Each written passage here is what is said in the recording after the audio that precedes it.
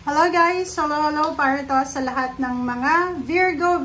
Welcome dito sa aking channel. Kapalaran 888 Virgo. Alamin natin kung anong messages, vibration, gabay energy para sa lahat. Okay. 5 and 3. Ano pa ba? And Ace of Clover. Okay, so Virgo, sinasabi ng baraha sa'yo dito na may possible na pinagdadaanan ka siguro Virgo sa financial, pwedeng maraming financial competition, nag-a-apply ka ng trabaho or pwedeng sa loob ng trabaho or negosyo, maraming competition or maraming financial scarcity na pinagdadaanan yung Virgo na to. Pwedeng may health issues ka or pwedeng meron kang financial issues. So, comment down below if you resonated. But dito sinasabi ng baraha na huwag kang mag-alala kasi may good news na paparating sa'yo. And this good news ay posibleng makakatulong to sa'yo para masettle kung ano man ang mga financial problems or financial stress na pinagdadaanan mo sa buhay. Okay, thank you.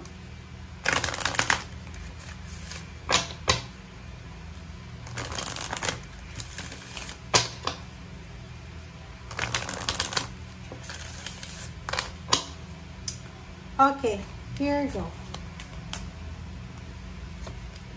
Okay, so flower power.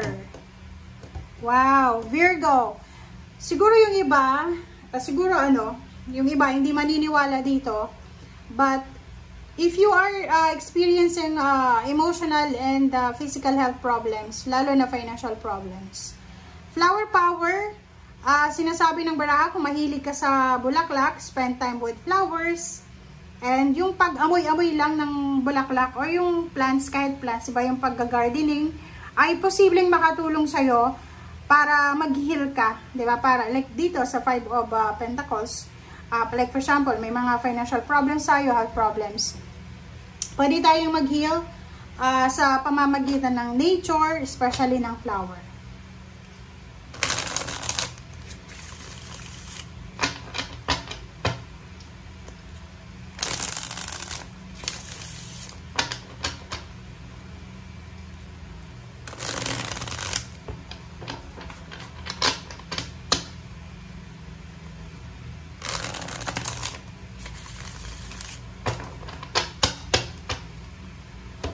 Okay.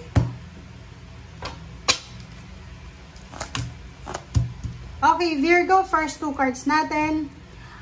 Sinasabi ng baraha sa'yo na isang balita or isang chismis ang posibleng maririnig mo from Capricorn. And tingnan ko kung ano yung message na to. So, sinasabi ng baraha sa'yo dito, mag-iingat ka, kaya be careful. Careful ka, Virgo, kasi isang balita ang posibleng makukuha mo from Capricorn or for someone na posibleng makahindran siya. Diba? Pwede siyang makapigil or pwede siyang makahadlang sa travel mo, sa pagbili mo ng sasakyan, pagta-travel, pagbili ng plane ticket, sa okasyon na parang pinaplano mo, parang ganon. Or posibleng sa 10 of Cups. Etong 10 of Cups na to is yung emotional happiness and contentment. So, posibleng may pinaplano kang mag-travel, pinaplano kang mag-relocate, or pwedeng may pinaplano kang maghanap ng trabaho sa may layong lugar, or parang may pangarap ka na yung pamilya mo maging successful, maging prosperous, or kung ano man to na pinapangarap mo. So, dito sinasabi ng baraha sa'yo na mag-iingat ka kasi maraming kwento, balita, or pwedeng mga hearsays na pwedeng makahadlang sa kung ano man tong balak mo or gusto mong gawin. Okay. But, sinasabi ng baraha mo dito na Page of Wands, in the near future, sinasabi sa'yo dito, Virgo, ng baraha na maraming magsisimula sa'yo. So, halimbawa, sa ngayon, siguro sa ngayon, marami kang mga pinagdadaanan ng mga financial problems or yun nga, emotional, physical health. or pwedeng mga problema sa relationship, sa asawa, boyfriend, girlfriend, sa magulang, sa kapatid. But yun na nga, or pwedeng health din, yung nahihirapan kang mag-diet, umiwas sa bisyo or anything.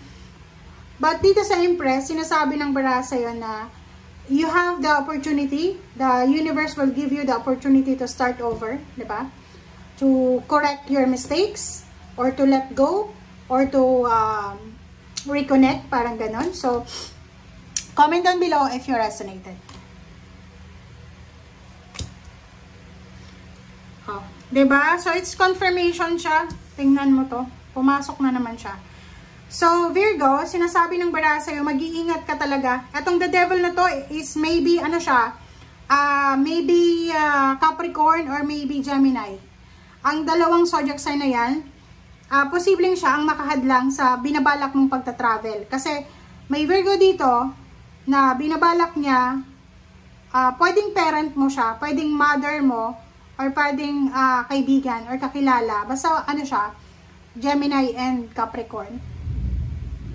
Pwedeng hinahadlangan niya yung Six of Cups mo eh. 'Di ba? Hinahadlangan niya yung plano mong pagta-travel, yung plano mong pagre-relocate, yung plano mong paglipat ng trabaho, paglipat ng company, ng country, or kung ano man tong plano mo sa buhay.